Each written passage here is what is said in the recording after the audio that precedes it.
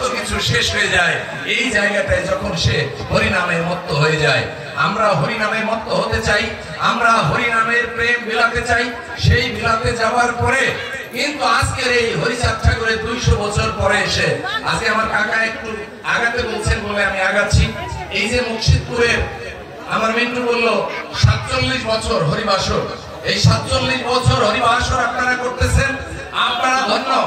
যারা এই হরিবাসরে আসেন তারাও ধন্য, যারা আসেন না তারাও ধন্য, যারা আগামীতে আসবেন তারাও ধন্য হবেন। কারণ শ্রীধাম ওড়াকান্দি আপনার এখান থেকে মাত্র 5-7 কিলোমিটার দূরে। এই যে যাওয়া আপনার প্রতীক্ষায় বসে থাকে জানেন, এইখানে যত বৈষ্ণব বাবারা আছেন, যত সৎসঙ্গী ভাইরা আছেন, মায়েরা আছেন, আপনাদের জন্য ওড়াকান্দি ধাম একদম চোখ পেলে বুক পেতে কত অজানা ফুল ওখানে ফুটে ওঠে আপনাদের অপেক্ষায় করার জন্য। আপনারা শ্রীধামে যান, আপনারা শ্রীধামে যাবেন। এই মনস্তাত্ত্বিকতাও যে করেছেন যে আমি একদিন শ্রীধামে যাব, এই চিন্তা চেতনাটাই আপনাকে একদিন শ্রীধাম নিয়ে যাবে। কারণ শ্রীধাম আপনার অপেক্ষায় বসে থাকে। ওই ঠাকুর বাড়িতে যেতে হলে, ওই ঠাকুর বাড়িতে যারা যাওয়ার আকাঙ্ক্ষা করে, ওই ঠাকুর বাড়িতে যারা গিয়েছেন, বিশ্বাস করেন যদি একবার আপনার ওই বাড়ি কোন গাছপালা পশু পক্ষী সমস্ত কিছু দেখবেন, কান পেতে শুনবেন, আপনার জন্য অপেক্ষায় থাকে, আপনাকে ডেকে ডেকে বলে হরি বল, হরি বল, হরি বল, হরি বল, হরি বল। আমি তো শুনতে পাই, যারা শুনতে পান নিশ্চয়ই তাদের এই ভালো লাগার জায়গাটুকু আপনাদের তৈরি হবে। আমি আপনাদের সবাইকে, কারণ কি জানেন না, আমি একটু কথা বলি, সেটি হলো জানেন, যদি আজকে হরিচাঁদ গুরুচাঁদ ঠাকুরের জন্ম না হতো তাহলে আজকে এই অঞ্চলের নিম্ন বর্ণের যারা আছেন, মুচি, মেথর, মুন্ডু, সাহা, যারা নমশূদ্র, যারা আরো নিম্ন বর্ণের বলে আমরা বিভিন্ন সমাজে আমরা মানুষ থাকি। আচ্ছা বলেন তো বাবা, আপনি যে গীতা খানি পড়তেছেন, আপনি যে ভাগবত খানি পড়তেছেন, আপনি যে উপনিষদ খানি পড়তেছেন, আপনি নিজেও জানেন না আপনি কতখানি ধন্য গুরুচাঁদ আসার জন্য। কারণ গুরুচাঁদ যদি না আসতো, আপনি যদি স্কুলে না যেতেন, আপনি যদি স্কুলে না যেতেন, আপনি যদি কলেজে না যেতেন, তাহলে ওই উপনিষদ খানি পড়ার সৌভাগ্য আপনার জীবনে কোনোদিন হতো না। আপনি যে কৃষ্ণ নামে মাতোয়ারা হয়েছেন, ওই কৃষ্ণকে বোঝার মতো সৌভাগ্য আপনার জীবনে কোনোদিন আসতো না।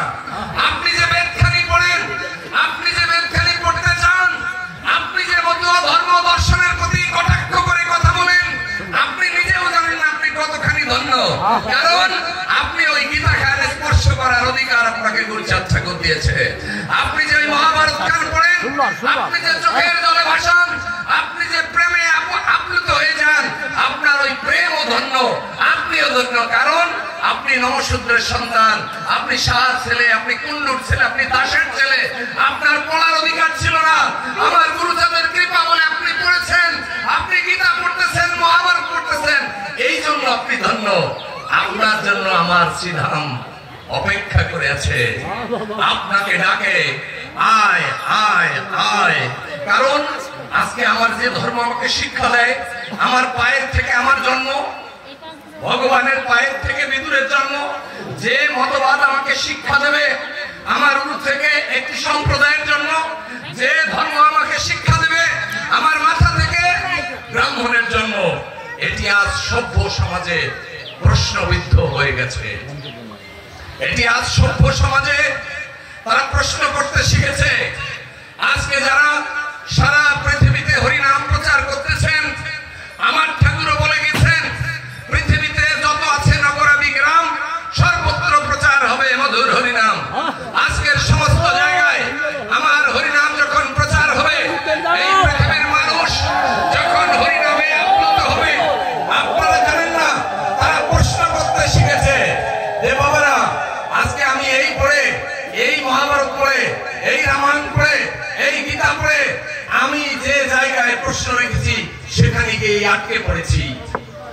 আমি নিচু জাতির মানুষ বলে ভগবান তুমি একদিন আমাকে মন্দিরে উঠতে দাও নাই। এটি কি ভগবানের আইন হতে পারে?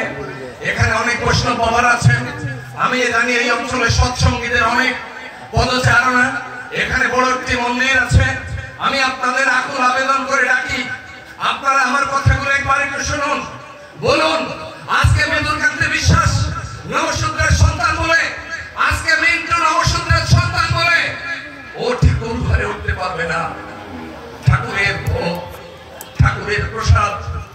ঠাকুরের প্রতিমা আমার স্পর্শে অসুচি হয়ে যায়।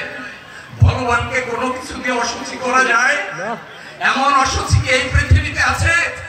এমন অসুচি কি এই পৃথিবীতে কোনোদিন আসবে যে আমার ঠাকুরকে তাই দিয়ে অসুচি করা যায়? অথচ তোমরা ধর্মের নামে চতুর্বর্ণ সৃষ্টি করে আমাকে পায়ের থেকে সৃষ্টি করেছে বলেছ, আমাকে পায়ের থেকে সৃষ্টি করে নিচু থেকে নিচুতে নেমেছ, আমাকে উদ্ধার করে তাই আমার দয়াল হরিচাঁদ বলল অতি নিচে না নামিলে কিসের অবতার। উনি নিচে এসে অতীত উদ্ধার করতে এই জল জলা জঙ্গল যেখানে কচুরি পানা ফুটে থাকে, যেখানে হিজলের ফুল ফুটে, মায়েরা বোনেরা সেই কচুরির ফুল হিজলের ফুল আমার পরমেশ্বর দয়াল হরিচাঁদের গলায় মালা পরিয়ে প্রথম পূজিত হয়েছে। সিধামোড়াকান্দিতে মানুষের কাছে মানুষের ভগবান যে মানুষের কাছে মিশেছে, মানুষকে কোল দিয়েছে, মানুষকে বলেছে হরিবোল, একটি নাম, এই হরিনামেই পৃথিবী উদ্ধার হবে, সেটি হলো হরিনাম। আমার ঠাকুর শ্রী শ্রী পদ্মনাভ ঠাকুর সেই জায়গাটায় হাত দিয়েছেন। আপনারা বলতে পারেন এই যে একটু আগে আমার মিত্র বলছিল শ্রী শ্রী হরিগুরুচাঁদ মতুয়া মিশন, মতুয়া মিশনের বর্তমান কর্ণধার। আপনারা জানেন এই হরিবাসরের আপনারা যারা 47 বছর এই হরিবাসরটা পরিচালনা করে এসেছেন, আপনাদের কাছে আমি কৃতজ্ঞ, আমি ধন্য, আমি আপনাদেরকে প্রণাম জানাই। একটি ছোট্ট একটি অশনি সংকেত দেব মাত্র, সেটি হলো জানেন এই যে উর্বরা ভূমি, এই যে মতুয়া আমাদের মাতোয়ারা ভূমি মুর্শিদপুর কাশিয়ান এই অঞ্চল আপনারা জানেন আমার হরিচাঁদ ঠাকুরের মতবাদের মধ্যে কোনো গুরুগিরি নাই, ধরা মরা আছে। যদি ধরতে চান এই ধরার প্রতিমা এখানে এসেছে, যদি মরতে চান এই তো প্রভু আপনার সামনে, যদি চান মরতেই হয় ওড়াকান্দি যান। মাঝখানে কোনো লেনা দেনা করা লোক কিন্তু ধর্ম দর্শনে নেই। আজকে সারা বাংলাদেশে এই শ্রীধামটাকে উঁচু স্থানে ধরে রেখেছে কারা? এইরকম মাসিক মতুয়া হরিসভা যারা করে, প্রতি বুধবারে করে, প্রতি বৃহস্পতিবারে করে, শুক্রবারে করে, কোথাও কোথাও রবিবারে করে। আর আছে ওড়াকান্দিকে ঘিরে চতুর্দিকে 16টি জায়গায় 16টি শ্রীপাঠ। এই 16টি শ্রীপাঠ ধরে রাখবেন শ্রীধাম ওড়াকান্দিকে উচ্চ থেকে উচ্চ করে। কিন্তু আজকের যুগের কালান্তরে আমরা কিছু কিছু পণ্ডিত, আমরা কিছু কিছু বক্তা, আমরা কিছু কিছু মূর্খ এই সমাজটাকে বিভ্রান্ত করে দিয়ে ফেলতেছি। কারণ শ্রীপাঠটাকে কেউ কেউ শ্রীধাম বানিয়ে ফেলতেছি। শ্রীপাঠের যোগ্য উত্তরসূরিদের অনেক জায়গায় খবর নাই, তারা এসে বিভিন্ন জায়গায় বিভিন্ন অঞ্চলে এই যে গুরুগুরির ছোঁয়া দিয়ে আমার যে সমস্ত ভক্তিমতী মায়েরা মন্দিরে এসে হরিচাঁদ শান্তি হরির যুগল চরণে ভক্তি অর্ঘ্য নিবেদন করে, মাঝখানে আর কোন দ্বিতীয় ব্যক্তির দরকার নাই, এটা হতে পারে না। আজকে আমি আপনাদের আর দু একটা কথা বলেই শেষ করব, সেটি হলো কি আজকে মতুয়াদের সর্বশ্রেষ্ঠ জাগরণের সময় এসেছে। আজকে শ্রী শ্রী পদ্মনাভ ঠাকুর গুরুচাঁদ ঠাকুর চলে যাবার পর মিন্টু কিছুটা টাচ দিয়ে গিয়েছেন, তারপরে ওনার প্রপিতামহ মানে শ্রীপতি চাঁদ ঠাকুর এবং সর্বশেষে অংশপতি ঠাকুরের উনি আদর পেয়েছে, উনি স্নেহ পেয়েছে।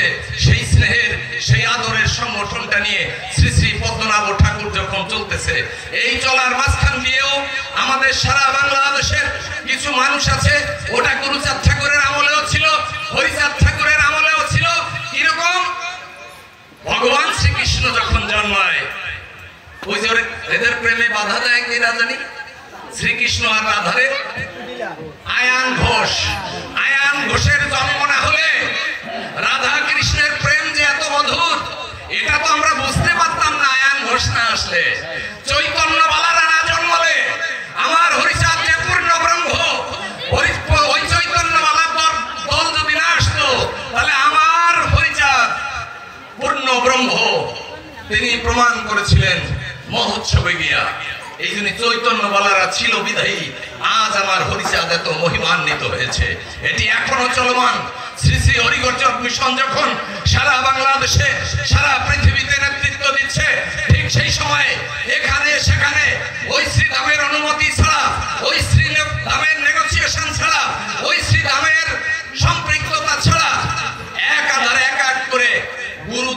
হচ্ছে, শ্রীরামের মতো হচ্ছে, এটা হচ্ছে সেটা হচ্ছে, ঠাকুর বাড়িকে কেন্দ্র করে কথা বলতেছে। আমি আপনাদের অনুরোধ করে বলছি, আপনাদের এই পাণ্ডিত্য কিন্তু কখনোই টিকবে না। কারণটা হলো ওলাকান্দি শ্রীধাম ছাড়া মতুয়াদের আর কোনো শ্রীধাম নেই, এবং সেটি যদি শ্রীধাম বলে চালানোর চেষ্টা করা হয় তাহলে এই মতুয়া ধর্ম দর্শনের যারা আছেন এক সময় ওই বিদেশি ভিনদেশিরা এসে আপনার উপর যেমন পুঁথি চাপিয়ে দিয়েছে, আপনার উপর দেবতা চাপিয়ে দিয়েছে, আপনার উপর মন্দির চাপিয়ে দিয়েছে, এই কোটি কোটি মানুষকে ভগবান দর্শন করতে দেয়নি, ঠিক তেমনি অন্য কোথাও যদি শ্রীরাম হয় আপনারা মনে করবেন এই মতো ধর্ম দর্শনকে ওই চৈতন্যবালাদের মতো বিরোধিতা করার জন্যই তারা এই ধরনের শুরু করেছে। আজকে আমার ঠাকুর আজ 30 বছর সংগ্রাম করতেছে।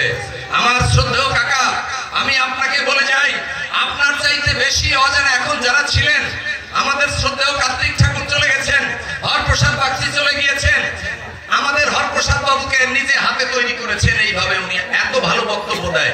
আমারও মামা, আজকে আমি বিদুর, আমি এই মঞ্চ পেতাম না, আমি যতই বক্তব্য দেই না কেন, এই ঠাকুর যদি আমাকে সুযোগ না দিতেন আপনাদের ভালোবাসা আমি পাওয়ার সুযোগ পেতাম না। আমি কাকা বাবুর একটা কথা বলবো, সেটি হলো এই মুর্শিদপুর কাশিয়ানির মানুষ, এইখানের মতো ধর্ম দর্শনে যারা আপ্লুত হয়েছেন, আপনারা যারা ওলাকান্দি মুখী হয়েছেন, আপনাদের শেষবারের মতো আপনাদের আর একটা কাজ করতে হবে, সেটি হলো গুরুচাঁদ ঠাকুরের আদর্শ আপনাদের জীবনে বাস্তবায়ন করতে হবে। একটি হলো আপনার সমাজ সংস্কার করতে হবে, সেটা হয়ে গেছে। এখন এই অঞ্চলে 20 বছর 25 বছর আগে যখন এসেছি আর এখন যখন আসতাম, এখন যখন আসি, কত doctorate MA pass BA pass ছেলে যখন মতো ধর্ম দর্শন নিয়ে আলোচনা করে, ভাগবত নিয়ে আলোচনা করে, অনুকূল ঠাকুরের উপর বক্তৃতা দেয়, ভালো লাগে। এই সমাজ সংস্কার আপনারা করেছেন, শিক্ষা সংস্কার আরো এগিয়েছে, অর্থনৈতিক সংস্কার, যেখানে ঘরে ছিল চালে ছিল খড়কুটো দিয়ে চাল করতো, আমি দেখেছি, আমি ছোটবেলায় আমার ঘরে চালের মধ্যে দিয়ে চাল ফুটো যে ছিদ্রের মধ্যে দিয়ে পূর্ণিমার চাঁদ আমার মুখে পড়েছে, আমি সেই দৃশ্য দেখেছি আমার জীবনে। আজকে বাড়ি বাড়ি বিল্ডিং হচ্ছে, ঘর হচ্ছে, যে সংস্কার অর্থনৈতিক হয়ে গেছে। একটি কাজ কিন্তু আপনাদের গুরুচাঁদের এখনো শেষ হয়নি, সেটা হলো গুরুচাঁদ ঠাকুর ডাক দিয়ে বলেছে, যে জাতির দল নেই সে জাতির বল নেই, যে জাতির রাজা নেই সে জাতির রাজা নেই।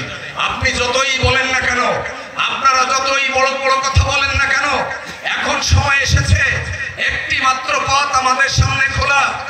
এই দেশের যে পরিস্থিতি, এই দেশে যেভাবে চলমান সময়, এই সময়ের মধ্যে ওদের ঐক্যবদ্ধ ছাড়া এই দেশে টিকে থাকার আর কোনো সুলক্ষণ আমি দেখতেছি না। তাই গুরুচাঁদ ঠাকুরের আদর্শকে, গুরুচাঁদ ঠাকুরকে যদি আপনারা বিশ্বাস করেন, হরিচাঁদ ঠাকুর যদি আপনার আরাধ্য দেবতা হয়, পরম্পরায় রাম হরি কৃষ্ণ হরি শ্রী গৌরাঙ্গ হরি যদি আমার হরি হয়, তাহলে আপনাকে গুরুচাঁদের এই ছায়া তলে আসতে হবে। যে জাতির দল নেই সে জাতির বল নাই, যে জাতির রাজা নেই সে জাতির রাজা নেই। এই একত্রীকরণটাই হলো আমার সমাজের এখন একমাত্র ডাক।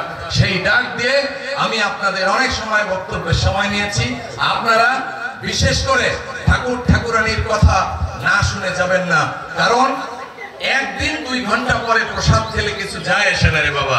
অতএব এর পরবর্তীতে কে বক্তৃতা দেবে?